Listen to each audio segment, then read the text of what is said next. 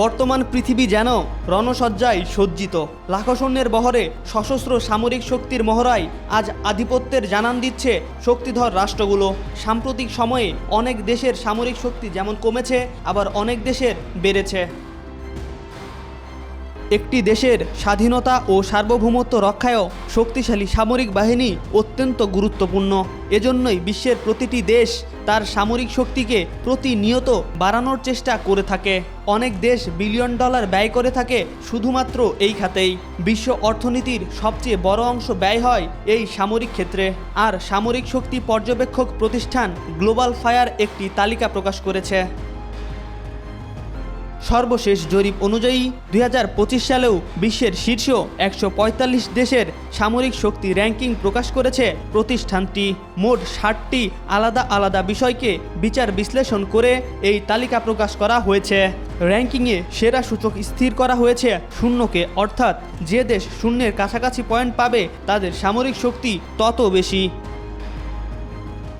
Global fire পাওয়ারের সূচকে এই মুহূর্তে বিশ্বে সামরিক শক্তির শীর্ষে যুক্তরাষ্ট্র।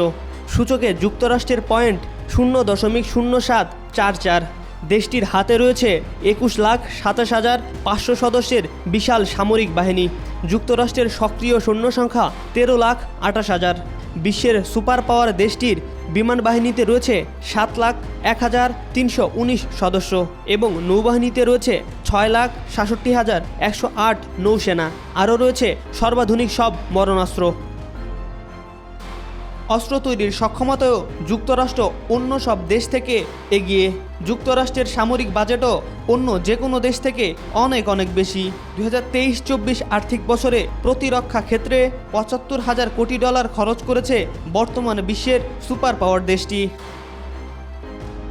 বিশ্বের শক্তিশালী দেশের তালিকায় দ্বিতীয় অবস্থানে রয়েছে রাশিয়া। সূচকে রাশিয়া পেয়েছে 0.0788 পয়েন্ট। বর্তমান বিশ্বের সবচেয়ে বেশি পরমাণু অস্ত্র রয়েছে রাশিয়ার হাতে। এই সংখ্যা আনুমানিক 5,500-এর আশেপাশে। আর সৈন্য সংখ্যা নিরিখে রাশিয়ার রয়েছে বিশ্বের দ্বিতীয় বৃহৎ সামরিক বাহিনী।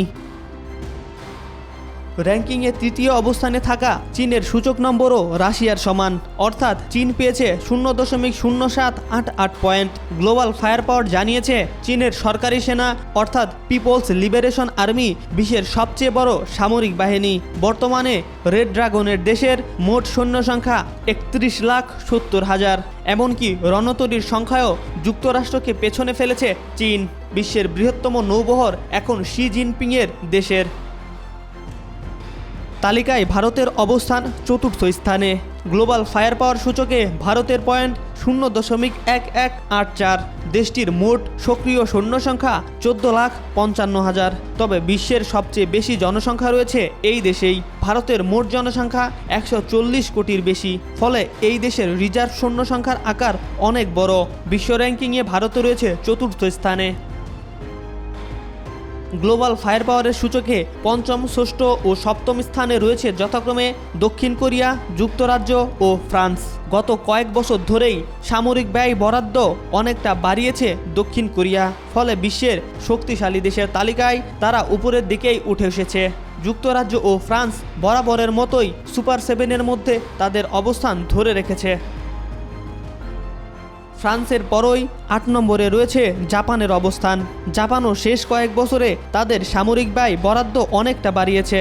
সামরিক বাহিনীর আকার খুব বেশি বড় না হলেও জাপানের প্রতিরক্ষা খাতে রয়েছে উন্নত প্রযুক্তির ছোঁয়া।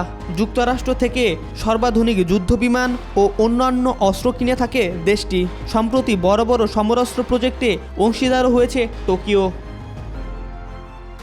তালিকায় নবম ও দশম স্থানে অবস্থান করছে যথাক্রমে তুরস্ক ও ইতালি। ড্রোন শক্তির কারণে বিশ্বে আলাদা পরিচিতি তৈরি করেছে তুরস্ক। দেশটি ইতোমধ্যে প্রায় 30টি দেশের কাছে তাদের সামরিক ড্রোন বিক্রি করেছে। আলোচিত নেতা রিসেপ তাইয়েপ এরদোয়ানের নেতৃত্বে দেশটি উচ্চাভিলাষী সব সামরিক প্রকল্প সামনে নিয়ে কাজ করছে। গ্লোবাল ফায়ার পাওয়ারের তালিকায় মুসলিম দেশগুলোর মধ্যে পরমাণু শক্তিধর পাকিস্তানের অবস্থান 12তম, ইন্দোনেশিয়ার অবস্থান 13তম এবং ইরান রয়েছে 16তম স্থানে।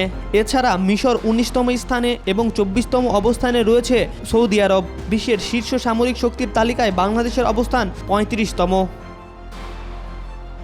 এম আর আকাশ, আজকাল।